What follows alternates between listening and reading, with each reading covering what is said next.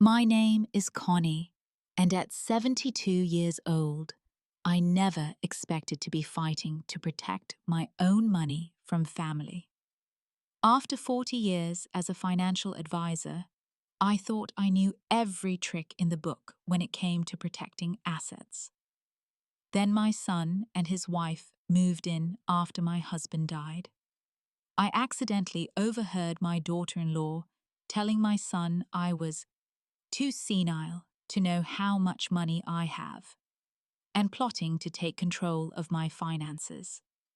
They had no idea that this senile woman would turn their plans upside down.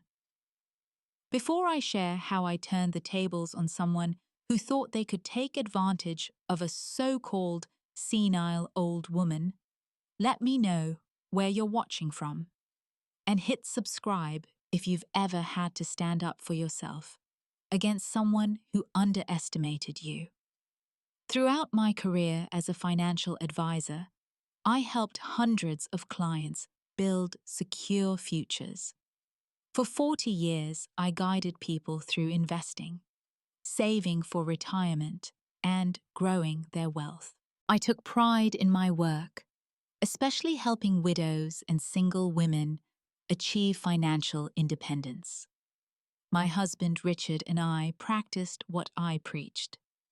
We lived below our means, invested wisely, and built a comfortable nest egg of approximately $2.8 million, plus our beautiful waterfront home in Seattle that we had paid off 15 years before Richard's retirement.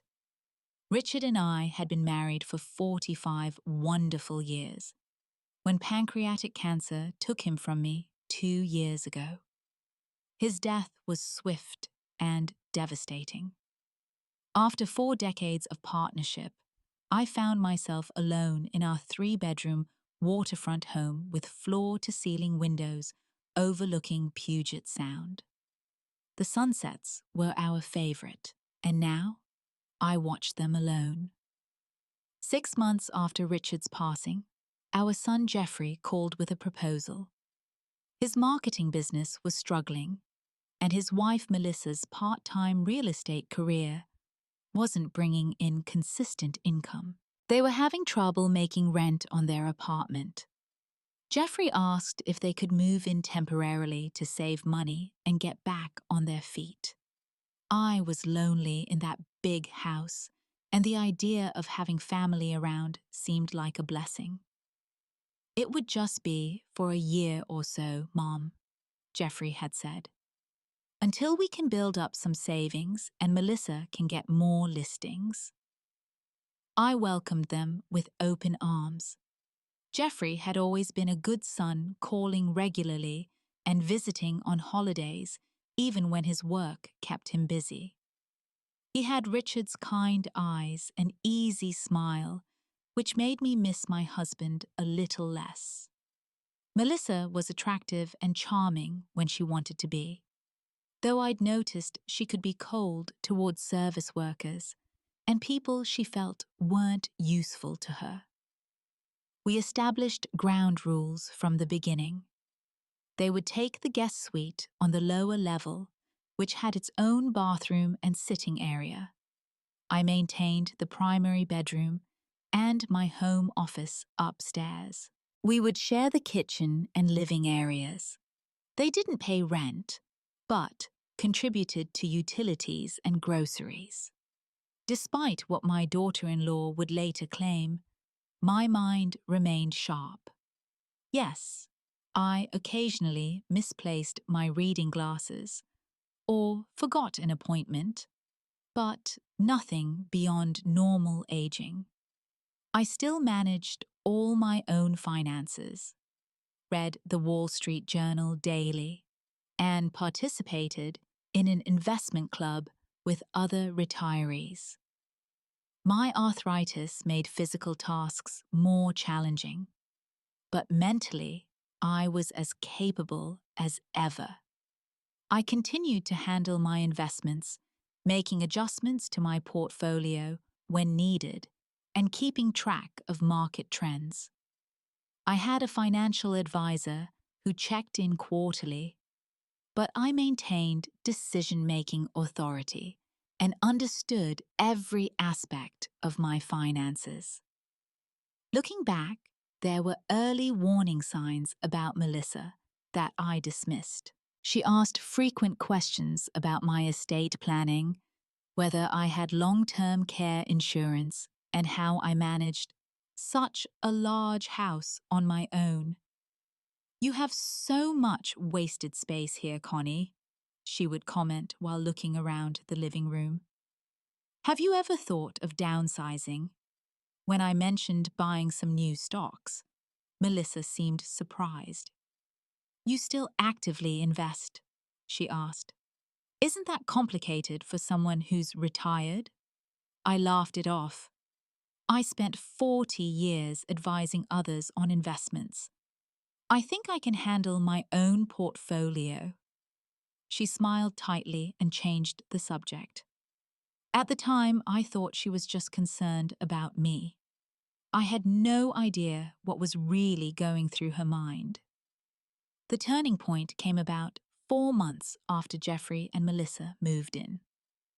I had been reviewing my quarterly investment statement at the kitchen table while having my morning coffee. A phone call from my friend Barbara interrupted me, and I went to my bedroom to take the call. I forgot the statement on the table. When I returned about 30 minutes later, the statement was still there, but slightly moved. I thought nothing of it until I noticed a distinct change in Melissa's behavior toward me in the days that followed. She became overly solicitous, offering to make my breakfast, asking if I needed anything from the store, suggesting she could drive me to appointments. "Connie, you work so hard managing everything on your own," she said one evening as we cleared the dinner dishes. "You know, if you ever wanted help with your finances or bills, I'd be happy to step in." I thanked her, but explained I enjoyed staying on top of my financial affairs. "Keeps my mind sharp," I said. "Of course," she replied. "But everyone needs help eventually." Jeffrey, too, became more attentive, but also began questioning my decisions in a way he never had before. "Mom, are you sure you should be investing in technology stocks at your age?" he asked when I mentioned a new addition to my portfolio. "Shouldn't you be more conservative?" I reminded him that I had a diversified portfolio, appropriate for my situation and risk tolerance. "I may be 72, but I'm not planning on dying next week," I joked. He didn't laugh. A few weeks later, I noticed something unsettling.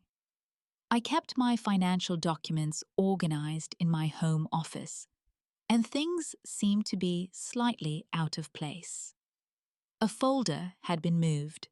My computer showed websites I didn't remember visiting, and my desk drawer wasn't closed all the way. Around this time, Melissa hosted a dinner party and introduced me to her friend Daniel, who she pointedly mentioned was a financial advisor. "Daniel has some amazing strategies for seniors to protect their assets," she said, giving him a meaningful look. I smiled politely. "I'm quite satisfied with my current advisor, but thank you." Later that evening, I overheard Melissa on the phone in the kitchen. "You wouldn't believe it," she was saying in a hushed voice. "She has a fortune just sitting there untouched. No, she doesn't spend much at all. Lives like she's on a budget when she could be enjoying life." My stomach tightened, but I told myself I was overreacting. These were my son and his wife after all.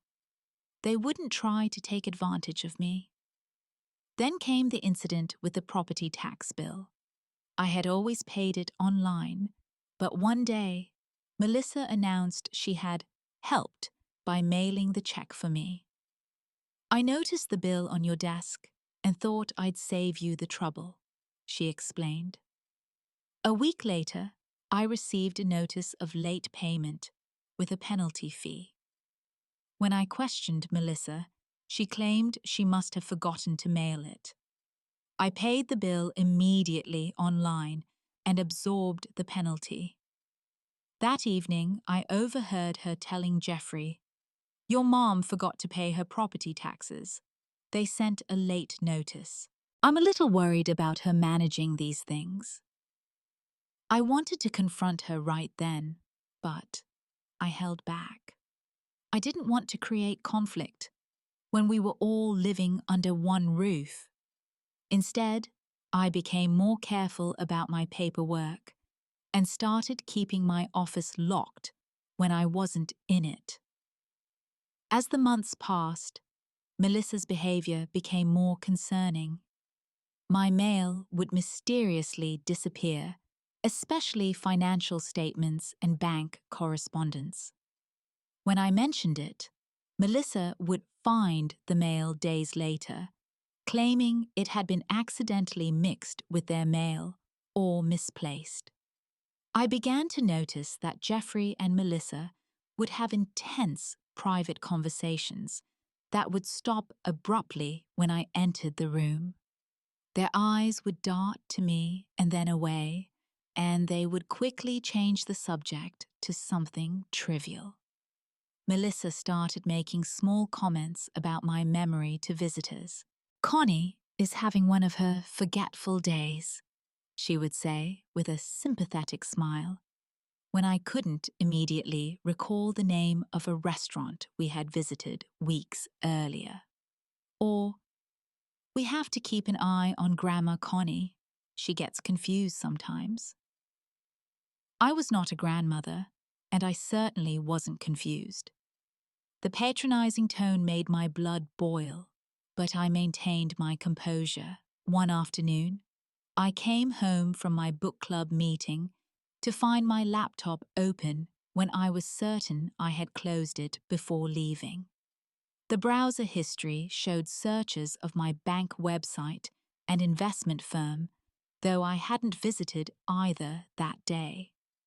When Melissa's parents visited from Portland, they treated me as if I were already in cognitive decline, speaking slowly and loudly. "How are you managing Connie?" Melissa's mother practically shouted at dinner. "I'm managing just fine," I replied evenly.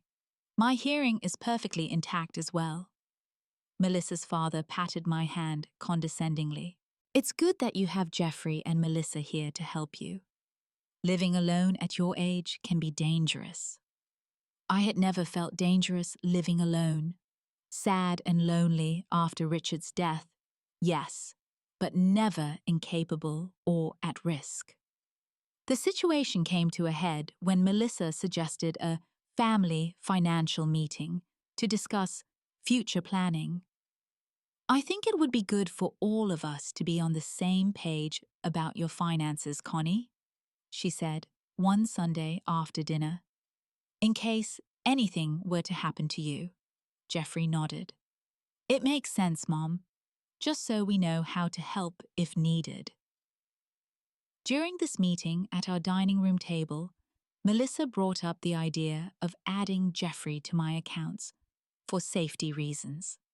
"It's just practical," she insisted. "In case of emergency or if you're unable to manage things temporarily."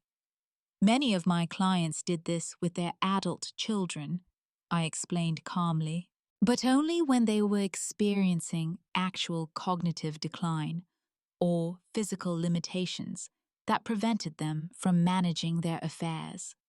I'm not at that point." "But wouldn't it give you peace of mind?" Melissa pressed. "I have peace of mind knowing my affairs are in order," I countered. "I have a financial power of attorney document that gives Jeffrey authority if I'm ever declared incompetent by 2 physicians. Until then, I'll continue managing my own money." The tension in the room was palpable. Jeffrey looked uncomfortable but didn't contradict his wife. Melissa's smile remained fixed, but her eyes hardened. After that meeting, Melissa's subtle retaliations began. She would forget to include me in dinner plans, claiming she thought I had already eaten. My preferences were ignored in household decisions. The thermostat would be set uncomfortably low, because seniors often feel warmer than younger people. I called my longtime friend and fellow retired financial advisor Barbara to discuss my concerns. "It sounds like they're trying to manipulate you, Connie," Barbara said bluntly. "I've seen this before with clients. Family members see a pot of money and convince themselves they deserve access to it." "Jeffrey wouldn't do that," I protested, though, with less conviction than before. "Maybe not intentionally," Barbara replied gently. "But Melissa seems to be driving this bus, and he's just along for the ride." Her words struck a chord. Jeffrey had always been somewhat passive, even as a child. He had followed the crowd in school and rarely stood up for himself. Richard and I had worked to encourage independence and assertiveness. But it seemed those lessons hadn't stuck as firmly as we'd hoped. Now, I was seeing my son follow his wife's lead in a way that threatened my autonomy and financial security. The moment everything changed happened on a Tuesday afternoon. I had lunch scheduled with friends, but cancelled when one of them caught a cold. I didn't tell Jeffrey or Melissa about the change of plans since they were both supposed to be working. I returned home around 1:30 and entered quietly through the side door that led directly to the kitchen. As I approached, I heard Jeffrey and Melissa in what sounded like an intense conversation. I paused in the hallway, not wanting to interrupt what seemed like an argument. "She's too senile to know how much money she has." Melissa's voice was clear and harsh. "We could be living so much better if you'd just get her to sign over control of her accounts. Do you know what we could do with $2.8 million? We wouldn't have to worry about your struggling business or live in the basement of your mother's house." My heart began to pound so hard I could feel it in my throat. I leaned against the wall for support, struggling to process what I was hearing. Jeffrey's response was quieter, harder to make out. "She's not senile, Mel. She's just getting older. She still manages everything fine." "Are you kidding me?" Melissa's voice rose. "She forgets things all the time. Last week she couldn't remember where she parked at the grocery store." "That happens to everyone," Jeffrey protested weakly. "Look," Melissa continued, her voice taking on a coaxing tone. "We deserve that money more than her charity friends, or whatever distant relatives she might leave it to. She's living on borrowed time anyway. Why should she hoard all that wealth when we could use it now?" "I don't know, Mel." Jeffrey sounded uncertain. "Taking control of her finances seems extreme." "It's not extreme, it's practical. We could talk to a lawyer about having her declared incompetent. Dr. Marcus is your golf buddy, right? I bet he'd help us out with the medical evaluation."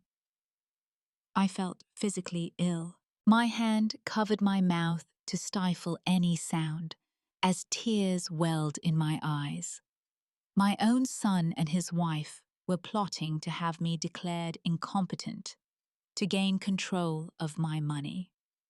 The money that Richard and I had worked our entire lives to save. The money that represented decades of careful planning and sacrifices. Somehow, I managed to retreat silently back out the side door.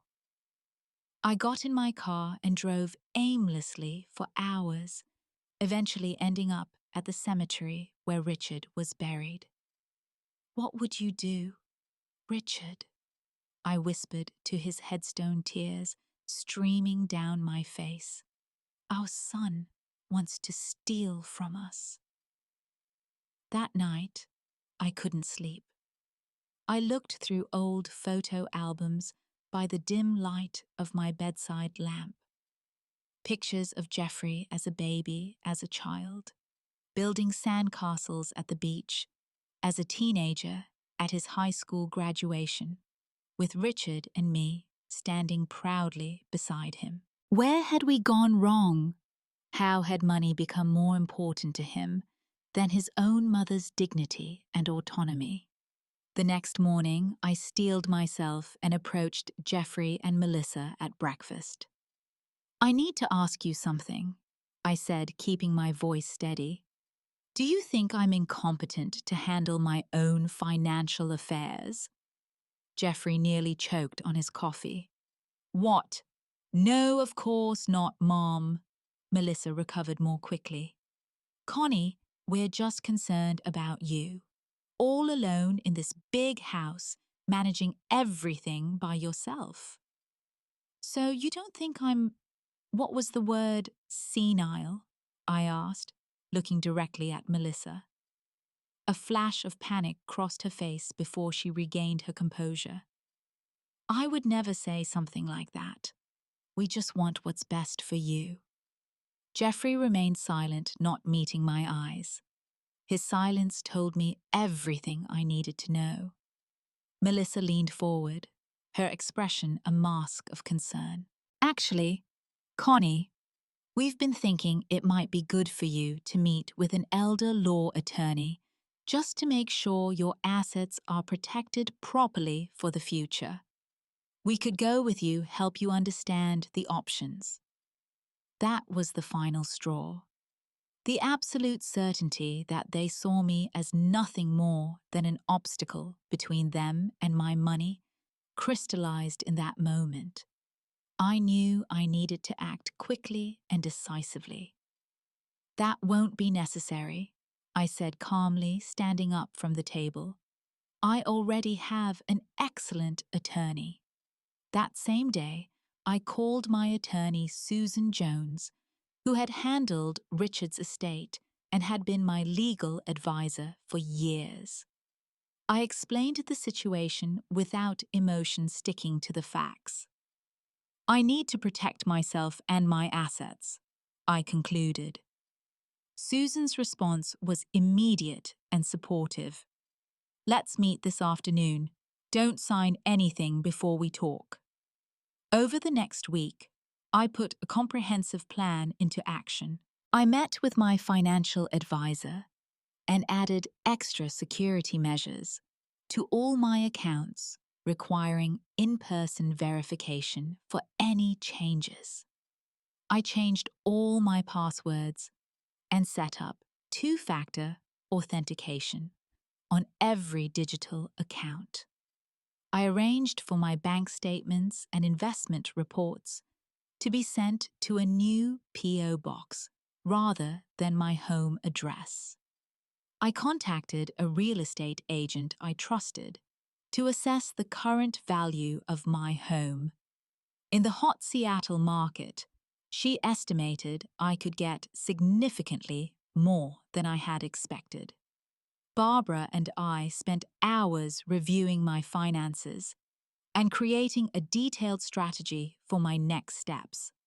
She connected me with several trusted professionals who could help implement my plan.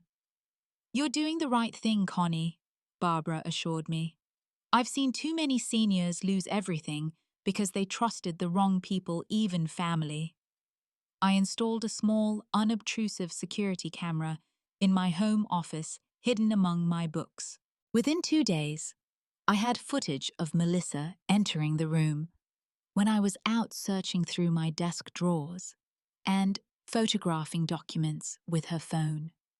Each step I took made me feel stronger and more determined. The fog of betrayal and hurt began to lift, replaced by clarity and purpose. I was taking back control, and it felt empowering. I began researching senior living communities in the area, not nursing homes or assisted living facilities, but luxury independent living communities designed for active seniors. I toured several discreetly, not telling Jeffrey or Melissa where I was going. One community particularly impressed me. Lakeside Vistas had beautiful apartments with water views, restaurant-style dining, a fitness center, pools, and numerous social activities. The residents I met during my tour were vibrant, engaged people enjoying their retirement years. This was no warehouse for the elderly, but a community of active seniors living life on their terms. After careful consideration, I put down a deposit on a 2-bedroom apartment overlooking the lake. The financial arrangements were completed quietly, with all correspondence going to my P.O. box or Barbara's address. Jeffrey noticed my unusual absences and questioned me one evening. "You've been gone a lot lately, Mom. Is everything okay?" "Just catching up with old friends," I replied calmly, revealing nothing about my plans. The son who had once deserved my complete trust now deserved none of it. As my plan took shape, I felt a growing sense of empowerment. Melissa and Jeffrey thought they were dealing with a confused old woman they could easily manipulate. They had no idea what was coming. By the 3rd week of my counter-offensive, all the pieces were in place. I had met with my estate attorney and updated my will, removing Jeffrey as my primary beneficiary and replacing him with charitable organizations that Richard and I had always supported, plus a small trust for my niece, Lily, my late sister's daughter. I set up a revocable trust with specific conditions that would allow Jeffrey to receive a modest inheritance only after certain conditions were met, including completion of financial counseling and ethics courses. I informed my bank of potential fraud concerns regarding my accounts and added an alert requiring them to contact me directly for any unusual activity. I gathered all my important documents, family heirlooms and valuables, storing many of them in a safe deposit box and sending others to Barbara for safekeeping. The timing of my announcement needed to be strategic. I arranged for my niece, Emily Jeffrey's sister, who lived in Chicago, to visit for the weekend. Emily had always been more independent and straightforward than her brother. She and Melissa had never gotten along, mainly because Emily could see through Melissa's manipulative nature. I organized a family dinner for Saturday evening. I cooked Richard's famous lasagna recipe, set the dining room table with our best china, and opened a bottle of good wine. The atmosphere was tense but polite as we ate. Emily tried to keep the conversation flowing with stories about her work as a pediatrician and her 2 children. As we finished the main course, I cleared my throat and set down my napkin. "I have an announcement to make," I said calmly. "I've decided to sell the house." The silence that followed was absolute. Melissa's fork clattered against her plate.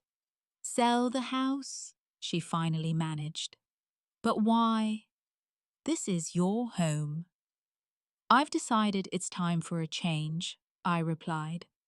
"The house is too big for me, as you've often pointed out, Melissa." "But where will you go?" Jeffrey asked, his face pale. "Where will we go?" "I've purchased an apartment at Lakeside Vistas," I said. As for you and Melissa, you'll need to find your own housing arrangements. I've given the real estate agent the go-ahead to list the property next week. This is ridiculous. Melissa burst out, her facade cracking. You can't just make a decision like this without consulting us. We live here too. Actually, I can. The house is solely in my name, and I'm perfectly within my rights to sell it. Mom, Jeffrey began, his voice placating. Maybe you should think about this more carefully. Big decisions like this shouldn't be rushed. Maybe you're feeling overwhelmed with managing such a large property. I'm not overwhelmed, Jeffrey. I'm making a conscious choice about my future. You're not thinking clearly, Melissa insisted, her voice rising. This is exactly why we've been concerned about your decision-making abilities. I smiled slightly. You mean why you think I'm too senile to know how much money I have? The color drained from both their faces. Emily looked between us, confused. What is going on here? She demanded.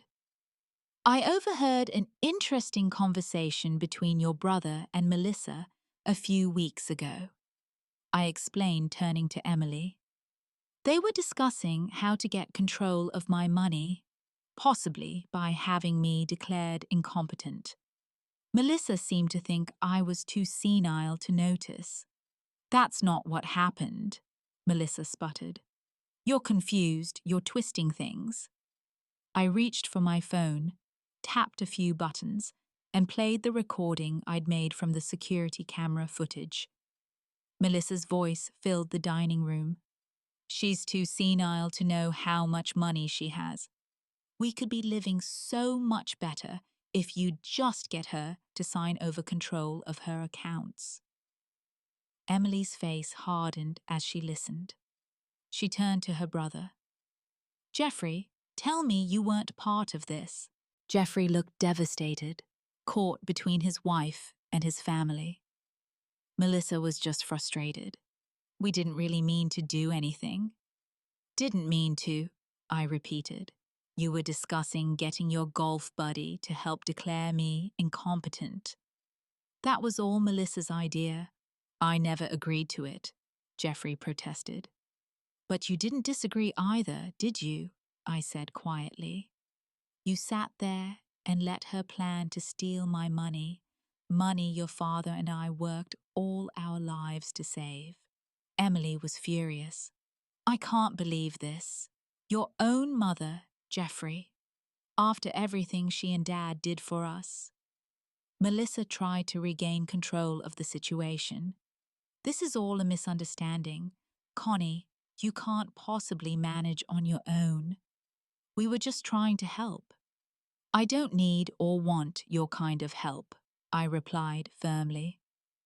What I want is for you both to find new living arrangements within 60 days. That's when escrow will close on this house and the new owners will take possession. You can't do this, Melissa shouted. You're not thinking rationally. On the contrary, I said, I'm thinking more clearly than I have in months. I've already signed the papers. The decision is made. Moving day arrived 6 weeks later. My beautiful new apartment at Lakeside Vistas was everything I had hoped for. Floor-to-ceiling windows overlooked the sparkling lake, reminding me of the water views Richard and I had enjoyed in our home. The space was smaller, but perfectly appointed, with a modern kitchen, a comfortable living room, and a second bedroom I set up as a combination guest room and office. The community itself offered more than I had expected. There was a gourmet restaurant on the premises, a cafe for casual dining, fitness classes designed for active seniors, and a calendar full of events from wine tastings to book clubs. Within the first week, I had met a dozen interesting people with similar backgrounds and interests. For the first time since Richard's death, I felt truly at peace. The constant tension of living with Jeffrey and Melissa had been draining me in ways I hadn't fully realized until it was gone. Jeffrey came to see me about a month after I moved. He looked tired and subdued as he sat across from me in my new living room. "This is nice, Mom," he said, glancing around. "Seems like a good place." "It is," I agreed. "I'm very happy here." He twisted his wedding ring nervously. I wanted to say, "I'm sorry." What Melissa was planning, what I let her plan, was wrong. I should have stood up to her. "Yes, you should have," I said simply. I just felt caught in the middle.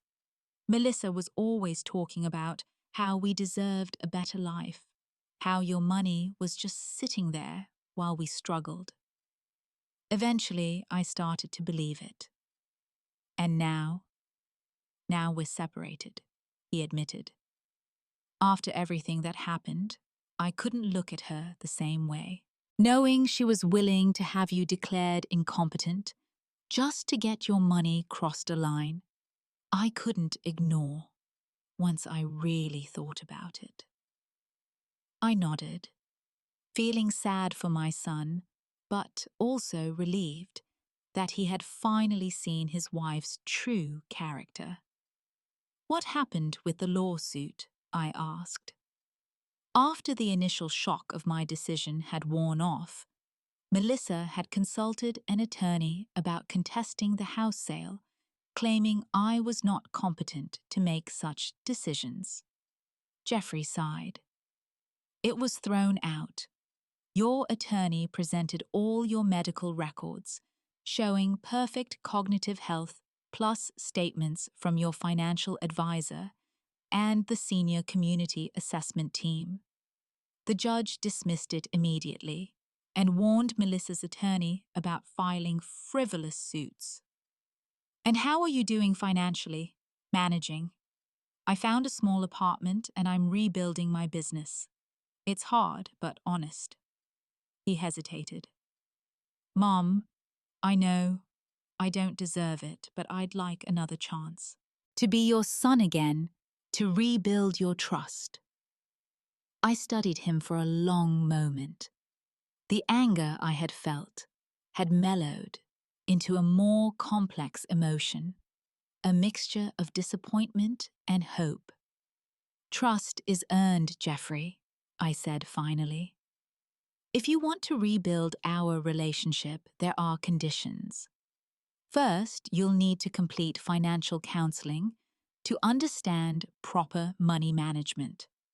Second, you'll need to demonstrate integrity in your actions, not just your words. And third, you'll need to respect my independence and decisions without question." "I understand." He nodded solemnly. "I'll do whatever it takes." Melissa and I never reconciled. After her lawsuit was dismissed, she moved back to Portland to live with her parents. According to Emily, who kept tabs on her through mutual acquaintances, Melissa had already found another wealthy older man to date a widower with considerable assets. I could only hope he was as alert to manipulation as I had learned to be. My relationship with Emily grew stronger through this ordeal. She visited regularly, bringing her children to spend time with their grandmother. They enjoyed the community pool and activities almost as much as I did. At Lakeside Vistas, I found a new purpose. I started a financial literacy group for residents, sharing my professional knowledge to help others protect themselves from scams and financial exploitation. When another resident, Gloria, confided that her son was pressuring her to add him to her accounts, I was able to guide her toward resources that helped her maintain her independence while setting appropriate boundaries. Life has a way of teaching us lessons when we least expect them. At 72, I learned that age doesn't diminish your right to dignity and respect, especially from family. I learned that standing up for yourself can be painful but necessary. And most importantly, I learned that it's never too late to start a new chapter. My new home is filled with light laughter and genuine friendships.